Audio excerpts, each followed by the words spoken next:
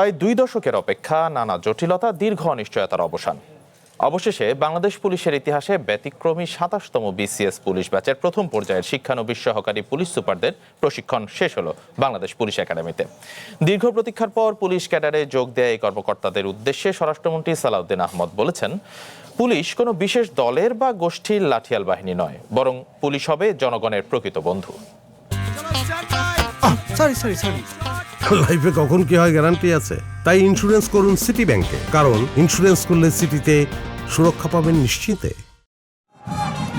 রাজশাহীর সারদা পুলিশ একাডেমিতে বর্ণাঢ্য কুচকাওয়াজ। ২৭তম বিসিএস ব্যাচের প্রশিক্ষণ সমাপনীর আয়োজন, দর্শক সারিতে ঊর্ধ্বতন কর্মকর্তাদের উপস্থিতি।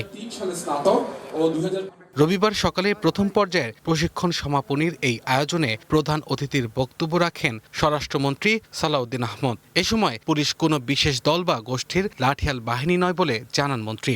পুলিশ কোনো বিশেষ দলের বা গোষ্ঠীর লাঠিয়াল বাহিনী নয়, বরং পুলিশ হবে জনগণের কৃত্রিম বন্ধু।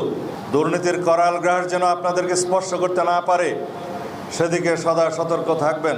বর্তমান সরকার দুর্নীতির বিরুদ্ধে জিরো টলারেন্স নীতি অনুসরণ করছে। একই সঙ্গে পুলিশ কর্মকর্তাদেরও সততা ও স্বচ্ছতার সঙ্গে দায়িত্ব পালন করতে হবে বলে জানান তিনি। সাহসিকতা ও প্রশংসনীয় কাজের স্বীকৃতি স্বরূপ পুলিশের সদস্যদের যেমন পুরস্কৃত করা হচ্ছে, একইভাবে শৃঙ্খলাভঙ্গ ও অপরাধের সঙ্গে জড়িত পুলিশের সদস্যদের বিরুদ্ধে ব্যবস্থা গ্রহণ করা হচ্ছে। অনুষ্ঠান শেষে গণমাধ্যম কর্মীদের সঙ্গেও কথা বলেন স্বরাষ্ট্রমন্ত্রী। এক প্রশ্নের জবাবে তিনি বলেন, জুলাইকে কেন্দ্র করে নিষিদ্ধ রাজনৈতিক সংগঠনের অপতৎপরতা রুখে দিতে আইন শৃঙ্খলা বাহিনীকে সর্বোচ্চ সতর্ক থাকার নির্দেশনা দেওয়া হয়েছে। সাধারণ মানুষের আতঙ্কিত হওয়ার কিছু নেই বলেও আশ্বস্ত করেন তিনি। আওয়ামী ফ্যাসিবাদী গোষ্ঠী, যেটা নিষিদ্ধ ঘোষিত রাজনৈতিক গোষ্ঠী, তাদের বিভিন্ন কার্যক্রম আগস্ট মাসে পরিলক্ষিত হচ্ছে, তো সেই জন্য আমরা সবাইকে সতর্ক থাকতে বলেছি।